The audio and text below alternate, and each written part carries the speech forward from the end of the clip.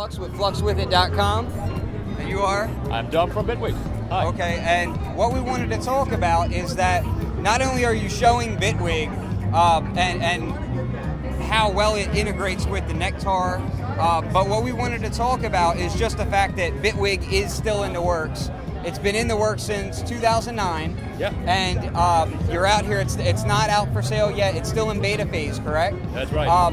But you guys are still making progress and you're still going ahead forward with it. Can you tell us anything about some of the features and some of the things that you're excited about? Absolutely. So the reason why we're here and not selling it is there was such a craze on the internet about the release date and announce a release date and whatever. We're here just to show it that it exists, and it's not a marketing stunt or vaporware or whatever. It works, but we want to take our time to really sand off the edges and polish it, because no one would be happy to release a software with a fixed date, but it's not stable.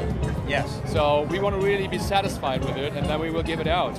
But good things take a while, and absolutely, we really want to get it right. So you're not going to rush it. You're going to do it right, and then when it's ready and it's not buggy and it's looking good, then you're going to release it out to us. Absolutely. I mean, it's software. There will always be some kind of bug you can find, but it should just work. Yeah. And we are really about. There are two things that are really important. One is workflow. Yes. You don't have to think about how you do your music. If you learn an instrument like a guitar, you don't think how to play a note. And that's why, or how I want to play a sequencer, actually. And the second thing is stability. That's why we did the plugin sandboxing, for example. Because with other software, it's up to 80% that the problems come from the VSTs. The VST crashes, it crashes your host. And that's why we have those VST sandboxing. If the VST crashes, it crashes, but the host is still living. So everything is compartmentalized so that a plugin can't take out your host. And it's it's like a bit like a modular system. You have the audio engine that is running, they have the GUI that is running, that's an own process, and then you have all the VSTs. And if a VST crashes, you can see in the VST window, this VST crashed, and you just can click reload while the song is running. And that's really a benefit. Yeah.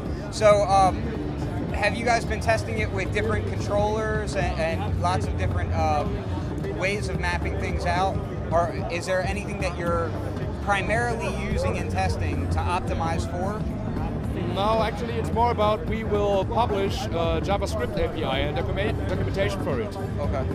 All the scripts we do that will be delivered with the software, for example for the neck attack controller or for the launchpad, you can hack those or you can do your complete own scripts. Okay. This means any company, any freak out there can just hack his stuff and share it with the community. Now, is that going to be something that's going to be able to be done by the layman, by just regular musicians, or are you going to have editors for regular musicians, or is it going to be more geared towards the real tweakers and people who are getting really deep into?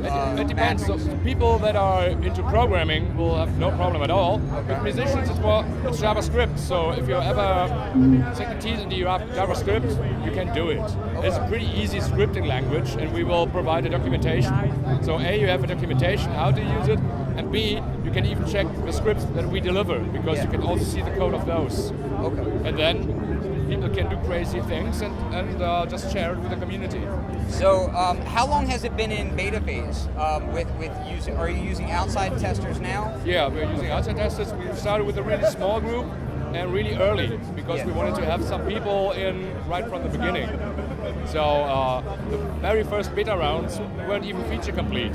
Yes. We are now near feature complete, but we even started testing before. Okay. But as we are a small company, we just can't give out the beta to thousands of people right in the beginning. Yes. Because if there's one major bug, like 1,000 people would report it, and I would have to go through 1,000 reports of the same bug. So that's all redundant. So even though the beta's closed, right now, the point is that it's still coming, it's still being worked on, it's not vaporware, and we will see it when it's ready. Exactly.